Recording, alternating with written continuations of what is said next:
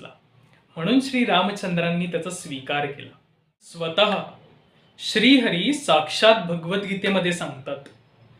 पत्रम पुष्पम फलम तोयम यो मे भक्त्या प्रयच्छति तदहम भक्तिउपहृतम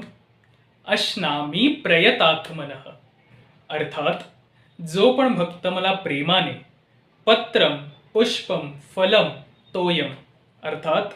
जो भक्त मला प्रेमाने पत्र म्हणजे पानं, पुष्प म्हणजे फुलं, पत्रम पुष्पम फलम, फलम म्हणजे फळ, आणि तोयम म्हणजे जल, जो पण भक्त पूर्ण श्रद्धेने आणि प्रेमाने पुष्प पत्र फल आणि जल मला अर्पण करतो, अगदी प्रेमाने सगुण रूपामध्ये येऊन मी त्याचा जो नैवेद्य आहे, त्याचा जो भाव आहे तो बघतो आणि त्याचा नैवेद्य ग्रहण करतो, हे स्वतः श्रीहरी भगवद्गीता